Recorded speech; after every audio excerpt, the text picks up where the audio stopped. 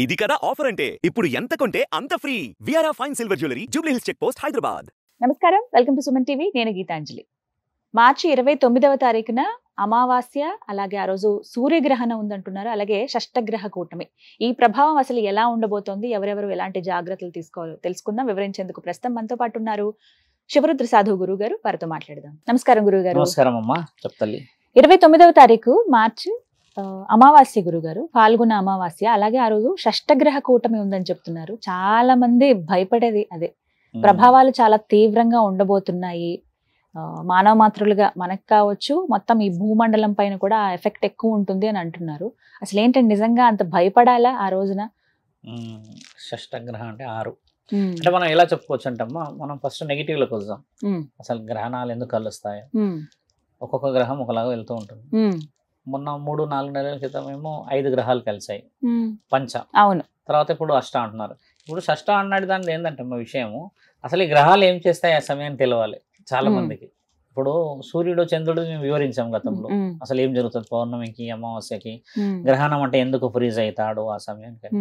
ఈసారి నెగిటివ్ అనేది ఎందుకు మాట్లాడుతున్నారు అంటమ్మా, ఇది ముఖ్యంగా అబ్నార్మల్ మైండ్ సెట్ ఉన్న వాళ్ళకి ప్రమాదం. ఇది అబ్నార్మల్ మైండ్ సెట్ అని అంటే ఎలా చెప్పొచ్చు అంటమ్మా, కొంచెం మంది ఇమ్మెచ్యూర్గా పుడతారు పిల్లలు. కొంచెం వయసు పెద్దగా ఉన్నా కూడా పిల్లలు చిన్న పిల్లల్లాగే ఉంటారు, ఎదుగుదల అలాగే ఉంటుంది. 5 సంవత్సరాలు 6 సంవత్సరాల లాగానే బ్రెయిన్ అక్కడికే స్ట్రక్ అయిపోతుంది. ముఖ్యంగా ఇందులో బాల్యంతలు, గర్భవతులే జాగ్రత్త పడాలి. ఈ ముగ్గురే. ఇంకా ఇప్పుడు ఈ ముగ్గురు శరీరాలే బలహీనత. మీరు గమనించండి, ఒకటి బాల్యంత శరీరం బలహీనత, గర్భవతి బలహీనత, తర్వాత ఈ మెదడు ఎక్కువ శాతంగా పూర్తిగా ఎదగని పిల్లలకి బలహీనత. ఈ ముగ్గురి గురించే ఎందుకు ఉన్నది అని అంటే అమ్మా, ఆ రోజు ఎక్కువ శాతంగా రేడియేషన్ వస్తుంది. ఒక గ్రహణానికి అంత రేడియేషన్ ఉంటే 6 గ్రహాలు కలిసినప్పుడు ఎంత రేడియేషన్ వస్తుంది? అసలు ఏం జరుగుతుంది? 6 గ్రహాలు ఎలా జరుగుతాయని అంటే అమ్మా, చూడండి, ఇప్పుడు చంద్రుడు సూర్యుడు ఇలా ఉన్నారు అనుకో తల్లి, ఇటువైపు నుంచి అంటే ఇటు 3 ఇటు 2 వచ్చినప్పుడు ఈ గ్రహణాలన్నమ్మా ఇలా ఫ్రీజ్ అయి ఉంటాయి. 6 ఫ్రీజ్ అయి ఉంటాయి. 1-2కేమో ఒక ఎనర్జీ, ఇటు చుట్టుపక్కల ఉన్నాయి వచ్చేసి వీటిని ఇవ్వాల్సిన పాజిటివ్ ఎనర్జీని ఇవ్వకుండా ఆపేసాయి అనుకోండి. వీటి యొక్క ముఖ్యమైన లక్షణం ఏంటి? ఇక్కడికి వచ్చేసి వెలుగు ఇవ్వాలి, ఇక్కడికి వచ్చేసి మనకు కొంచెం వాతావరణం అంతా 12 గంటలు చూపించాలి కదా, వెన్నెల లాంటిది. ఇవి చూపించకుండా ఇక్కడ వచ్చి ఇలా పట్టేసుకున్నారు అనుకోండి, ఈ పట్టుకున్న ఈ తరుణమే 6 గంటలు జరుగుతుంది. ఇది ప్రమాదం. ఇక్కడ ఎందుకు ప్రమాదం అంటే ఈ గ్రహణం శక్తి వేరు. ఇప్పుడు నేనున్నా నాది ఒక 2 మోయగలుగుతా శక్తి, నన్ను 4 వచ్చి పట్టుకుంటే నేను మోయలేను. ఒక 6 మంది 10 మంది పట్టుకుంటే ఏమవుతుంది అంటే నా యొక్క అసలైన వివరణ కోల్పోతా.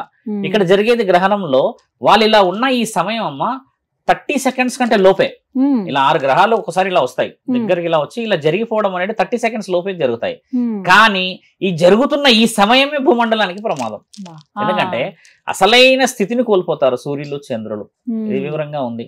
శాస్త్రవేత్తలు 6 రోజులు 7 రోజుల నుంచి అమ్మ తీవ్రంగా వర్క్ చేస్తున్నారు ఏం జరగబోతుంది అని. ఎందుకు చేయబోతున్నారు అంటే, మొదటి హెచ్చరిక అమ్మ సముద్ర అలలల్లో వచ్చింది. మొన్న సముద్ర అలలల్లో రావడానికి గల కారణం ఎలా వచ్చిందంటే, శాస్త్రవేత్తలు ఏం కనిపెట్టారు, వాళ్ళు వెళ్తున్నప్పుడు అలలన్నీ ఇలా స్క్వేర్ టైప్ లో వచ్చాయి. ఈ స్క్వేర్ టైప్ రావడం చేత ఏంటంటమ్మా, ఒక్కసారి సముద్రుడు ఎగిరే అవకాశం ఉంది ఈసారి. ఏ దేశం మీద పడుతుంది అని చెప్పలేం మనం.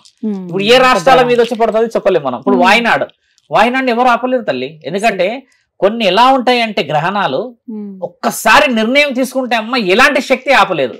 30-40 సెకండ్స్ కోసం అన్నా ఇవి వచ్చేస్తాయి బయటికి. ఇప్పుడు వీళ్ళందరూ అది రాకుండా చేసే ప్రయత్నం ఒకటి ముమ్మరంగా జరుగుతుంది. కాశీలో, ఉత్తరాఖండ్ లో ఈ జ్యోతిర్లింగాలు ఎక్కడెక్కడ ఉన్నాయి అక్కడ అంతా హోమాలు, పెద్ద పెద్ద యాగాలు మొదలు పెట్టారు. ఎందుకు చేస్తున్నారు? అంత ప్రమాదం అని అంటే హెచ్చరిక. పంచభూతాల్లో మొదటి స్థానంలో ఉన్న నీరు ఇచ్చేసింది, జరగబోతుంది ప్రమాదం అని. అంటే దాన్ని కనిపెట్టేసి వీడియో రికార్డు కూడా చేశారు. చాలా వీడియో రికార్డు వైరల్ కూడా అయింది. అది అలా ఎందుకు సర్కిల్ గా స్క్వేర్ గా వస్తుంది అని కనిపెట్టారు కదా. ఈ హెచ్చరిక ఏంటంటే మానవుల శరీరాల మీదకి వస్తే ఇబ్బంది అనేది ముఖ్య ఉద్దేశం. ఇప్పుడు ఎక్కడో హోమాలు చేస్తే అవుతుందా స్వామి? చాలా మంది చెప్పాల్సిందే. ఎక్కడో ఏమో చేస్తే మనకి లాభం జరుగుతుంది అంటే అమ్మా, ఎక్కడో చేసిన దానికి సడన్ గా యాక్సిడెంట్ అయ్యి చనిపోయిన వాళ్ళు 100 మంది ఉన్నారు. పెద్ద యాక్సిడెంట్లు అయ్యి కూడా బతికిన వాళ్ళు ఉన్నారు కదా. ఈ బతుకు బయటపడ్డ వాళ్ళందరూ వాళ్ళు చేసే పూజల యొక్క ఫలితమే. ఇదే లోక కళ్యాణం. నీ రాతలో చావు రాసి ఉన్నదంటే ఖచ్చితంగా చావాల్సిందే.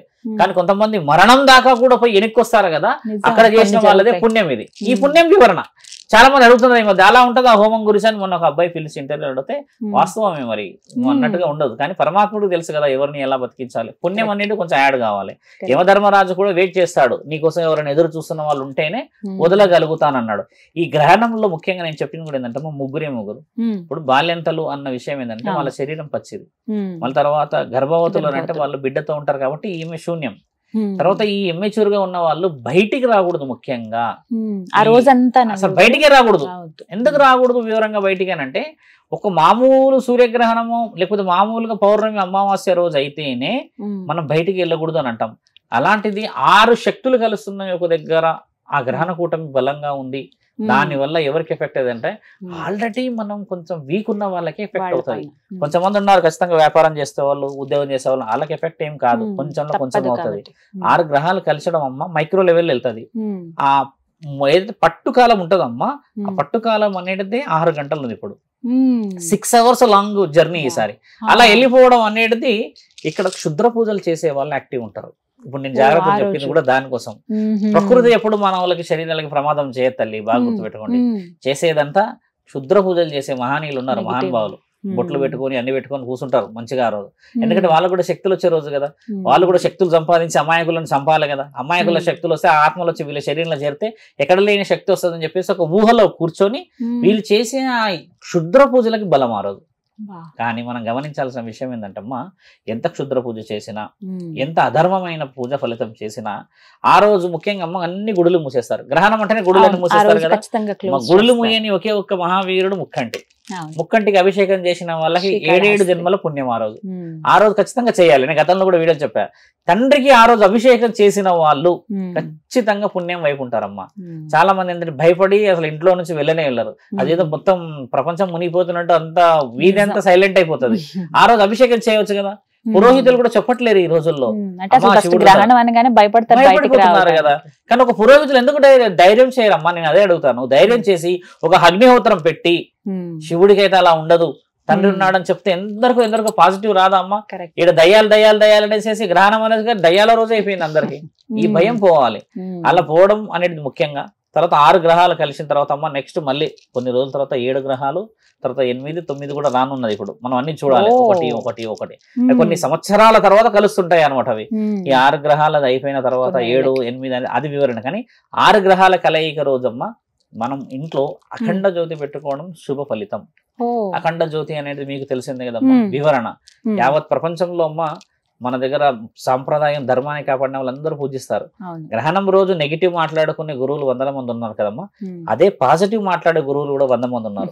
పాజిటివ్ ఉన్నది కదా మన దగ్గర, వే లేకుంటే అయితే లేదు కదమ్మా. గ్రహణాలకు అధిపతి పరమశివుడు, ఇటు 7 లోకాలకు అధిపతి పరమశివుడు. మరి ఆయనను బందీ చేయని వాళ్ళు లేనప్పుడు ఆయనను పూజించడంలో తప్పు లేదు కదా. ఇక్కడ సముద్రుడు ఎగిసిపడుతున్నాడు ఈసారి. ఈసారి ప్రమాదం అంట జలేంద్రుడి ద్వారా ఉంది. జలేంద్రుడి గురించి మన దగ్గర 3 కాగితాలు రాసింది తెలుసా? శివపురాణంలో జలేంద్రుడు శివుడి కొడుకు. జలేంద్రుడు అంటే శివుడికి గంగామాతకి పుట్టినవాడు జలేంద్రుడు. ఆయన ఇంత ముందుకు ఒకసారి భూమండలం అంతా ముంచిండు, ఒకసారి ముంచినది మనకి రాసింది కూడా. ఈసారి ఆయన ఎగిసిపడే అవకాశాలు ఎక్కువ శాతంగా ఉన్నాయనే ఇవన్నీ జలేంద్రుడు ఇస్తున్న హెచ్చరికలు. ఇవి గంగామాత ఇస్తున్న హెచ్చరికలు కాదు. జలేంద్రుడు ఏంటంటమ్మా, ఇప్పుడు సముద్ర గర్భం ఒక్కసారి ఎగిసిపడ్డది అనుకోండి, దానికి దగ్గరున్న రాష్ట్రాల మీద ఎఫెక్ట్ పడవచ్చు. గతంలో జరిగింది కదా. ఇప్పుడు కేరళ రాష్ట్రంలో ఊహించారమ్మా, ఎక్కడి నుంచి వచ్చింది కదా. ఈసారి నీటి నుంచి గండం ఉన్నదని హెచ్చరిక. కానీ అలా జరగదు అని చెప్పేసి ఒక ధైర్యం చెప్పుకుంటూ వస్తున్నారు. నా నుంచి అంటే నా వీడియోస్ చాలా మంది చూస్తారమ్మా, కాబట్టి చెప్పడం ఒక విషయం ఏంటంటే, కొంచెం బాలెంతలు, గర్భవతులు, కొంచెం మైండ్ కొద్దిగా ఎదగలేని పిల్లల్ని తల్లిదండ్రులు మ్యాక్స్ టు మ్యాక్స్ 24 గంటలు బయటికి పంపించకపోవడం శుభసూచకం. కొందరికి గురువులు ఏం చేస్తారంటమ్మా, కొన్ని శక్తులు ఇస్తారు, ముడుపులు, కొన్ని కొబ్బరికాయలు కట్టి హోమం చేసిన ఇవన్నీ ఇస్తారు కదా. వీటన్నిటిని యాక్టివేట్ చేసుకోవాలి ఆ రోజు. ఎందుకు ఎలా యాక్టివేట్ చేసుకోవాలి? గురువు ఒకసారి కట్టి పెట్టినాక పోతే అంటారు కదా. దాన్ని యాక్టివ్ చేయడానికమ్మా మనం ఇచ్చే హారతి, మనం పెట్టే ఎక్కడైతే మనం ధూప్ స్టిక్స్ ఉంటాయి ఇవన్నీ పెడతాం కదా, ఇవన్నీ పెట్టి దానికి హారతి ఇవ్వడం కూడా గురువు ఇచ్చిన ముడుపుకి బలం రావడం. చాలా మంది చేయరు. ఒకసారి అలా పెట్టేసేసిన వంటిగా దాన్ని పట్టించుకోరు, దుమ్ము ధూళి ఉంటది, 6 నెలలకు తీసి పడేస్తారు.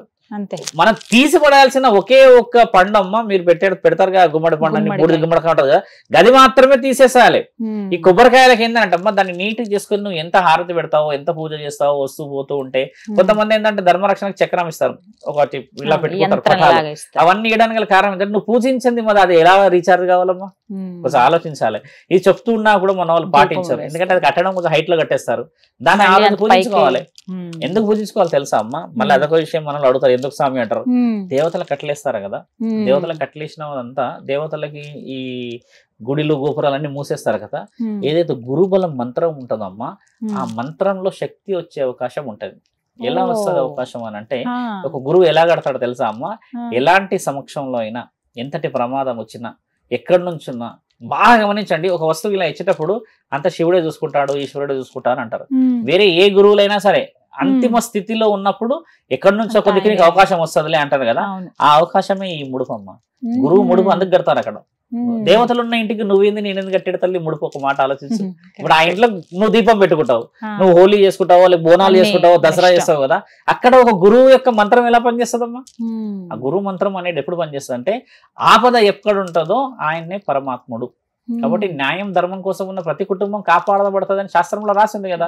ఆ రోజు పూజ చేసుకోవడం మంచిది కాదు, ప్రతిరోజు చేసుకోవాలి పూజ. సోమవారం ఉంటే మీ ఇంటికి సోమవారము, బుధవారం అయితే బుధవారం, ఆదివారం అయితే ఆదివారం, ఇలా చేసుకోవాలి.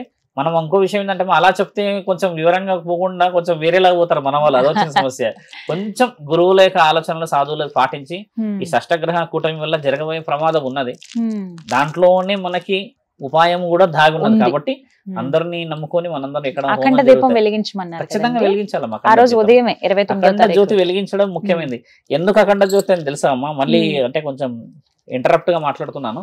అఖండ జ్యోతి అని అంటే అమ్మా, ఒక వ్యక్తి అంటే ఒక జ్యోతి, బాగా గమనించాలి. ఒక వ్యక్తి ఒక జ్యోతి అమ్మ. మనం ఈ జ్యోతి ఎలా రుజువు చేయబడుతుంది అంటే, మనిషి పుట్టేటప్పుడు ఒక జ్యోతి వేస్తారు కడుపులో, చనిపోయినప్పుడు కూడా ఒక జ్యోతి పోతుందని మనం సినిమాల్లో చూస్తాం కదా.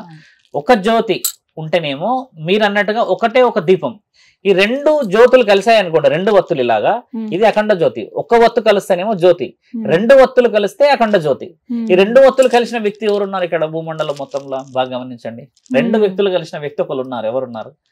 పార్వతీ పరమేశ్వరుడు ఇద్దరు కలిసి ఉన్నారు. అఖండ జ్యోతికి అర్హత మహంకాళికి మాత్రమే. అందరి గుడిలో ఎందుకు ఉంటది అంటే, మరి ఆ అధిపతులకు ఇచ్చిన విలువ, గౌరవం అది. ఎక్కడ పోయినా చూడమ్మా, ఏ గుడిలో ఉన్నా ఎక్కడో ఒక దగ్గర అయితే అఖండ జ్యోతి ఉంటది, ఖచ్చితంగా పెట్టి పెడతారు. దాని అర్థం ఏంటంటే, రెండు ఒత్తులు పెట్టాలి. రెండు ఒత్తులు పెట్టకుండా ఒక ఒత్తు తీసి ఇలా పెట్టకూడదు. రెండు ఒత్తులు పెట్టిన దగ్గరనే అఖండ జ్యోతి అనబడుతుంది. ఆ అఖండ జ్యోతి కూడా ప్రమిదలో పెట్టాలి, వెండిలో గాని, దాంట్లో గాని, దీంట్లో దేంట్లో పెట్టేదే మట్టిలో పెట్టాలి. ఒక్కొక్కరి ఇంట్లో ఇంత ఉంటుందమ్మా. మొన్న మేము మేడ్చల్ వెళ్ళాము శివరాత్రి రోజు. ఆ గురువు గారు వచ్చేమన్నారంటే, ఆయన గారు అఖండ జ్యోతి శాశ్వతంగా వెలిగించాలి అని అనుకుంటున్నాము, కొంచెం స్థల పురాణం రాసి మీరు వివరణి అన్నారు. నేను ఎల్లుండి వెళ్తున్నాను. స్థల పురాణంతో పాటు అఖండ జ్యోతి శాశ్వతంగా వెలిగించాలి అనుకుంటున్నారు వాళ్ళు శివుడి గర్భాలయంలో. అయితే అఖండ జ్యోతి ఎలా వెలిగియాలో కూడా చెప్పామమ్మా. 108 మంది ముత్తైదులతో మాత్రమే అఖండ జ్యోతి వెలిగియాలి, లేకపోతే ఆలయంలో, లేకపోతే అది దానికి శాశ్వతత్వం రాదు స్వామి అన్న. బరువు ఉండాలి కదమ్మా. ఆ ఉండే వివరణలు, దాని స్థితిగతులు వేరు. అంటే మేము వాచ్మని పెడుతున్నాం అని అంటే, వాచ్మని పెడితే అఖండ జ్యోతి వెలగదు స్వామి, దానికి ఒక వివరణ ఉంటది అని చెప్పాము. ఆయన చాలా ఆనందంగా ఫీల్ అయ్యాడు. ఖచ్చితంగా చేస్తామని. అఖండ జ్యోతి చాలా చిన్నది కాదు తల్లి, దాని వివరణ చాలా బలంగా ఉంటది. మీరు కొన్ని ఇళ్ళు గమనించండి, అటుకు పైన సీక్రెట్ గా ఉంటది.